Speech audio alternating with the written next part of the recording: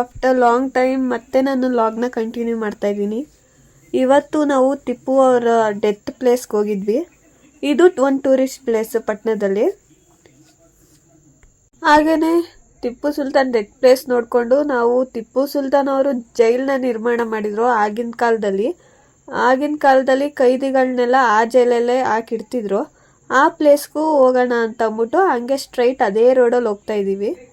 ನೋಡಿ, ಫಸ್ಟು ಆ ಜೈಲ್ಗೆ ಹೋಗೋಕ್ಕೂ ಮುಂಚೆ ಈ ಗಣಪತಿ ದೇವಸ್ಥಾನ ಸಿಗುತ್ತೆ. ಅದಾದಮೇಲೆ ಆ ಜೈಲ್ಗೆ ಎಂಟ್ರೆನ್ಸ್ ಅಲ್ಲೇನೆ ಇರುತ್ತೆ. ಇಲ್ಲಿ ಜೈಲಿದೆ ಅಂತ ಶ್ರೀರಂಗಪಟ್ಟಣ ಜನಕ್ಕೆ ಅಷ್ಟು ಗೊತ್ತಿರಲಿಲ್ಲ. ರೀಸೆಂಟಾಗಿ ಜನ ಕಂಡಿಡಿದಿದ್ದು ಇಲ್ಲೂ ಒಂದು ಜೈಲಿದೆ ಅಂತ. ಸೊ ಇವಾಗ ಅಲ್ಲೂ ಟೂರಿಸ್ಟ್ ಪ್ಲೇಸ್ನ ಮಾಡೋದಕ್ಕೆ ಇಲ್ಲಿ ಮೆಟೀರಿಯಲ್ ಎಲ್ಲ ಹಾಕಿದ್ದಾರೆ, ನೋಡ್ತಾ ಇರ್ಬೋದು ವಿಡಿಯೋದಲ್ಲಿ. ನಾವು ಸಹ ಫಸ್ಟ್ ಟೈಮ್ ಹೋಗ್ತಾ ಇರೋದು.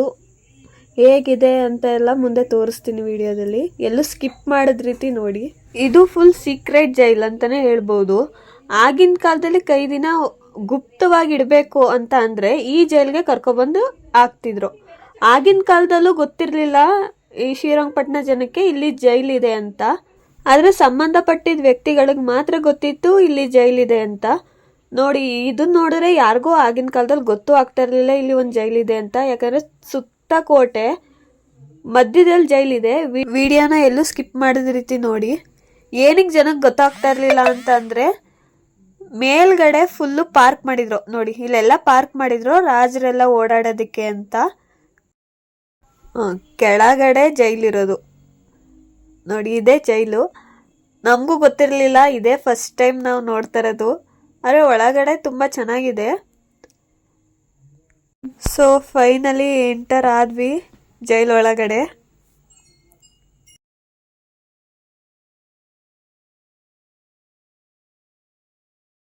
ಬಾಕ್ಲು ಚಿಕ್ಕದು, ಬಗ್ಗು ಹೋಗ್ಬೇಕು ಒಳಗಡೆ ಹೋಗ್ಬೇಕಾದ್ರೆ.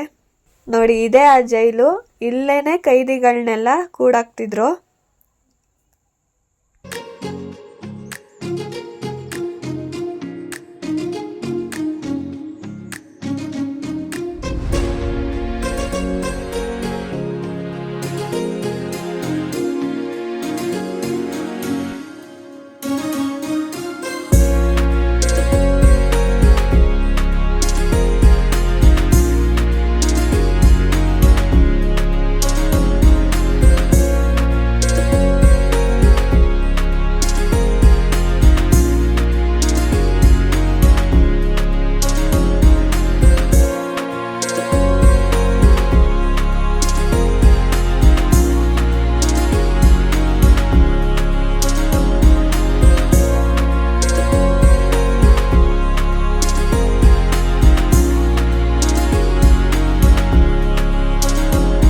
ಈ ಕಡೆ ಎಕ್ಸಿಟ್.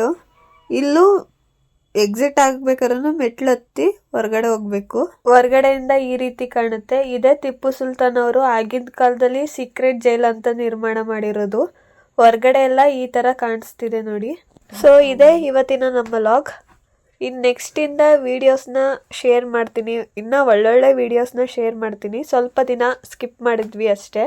ಹಾಗೆ ಈ ವಿಡಿಯೋ ಇಷ್ಟ ಆಗಿದ್ರೆ ಲೈಕ್ ಮತ್ತು ಶೇರ್ ಮಾಡಿ.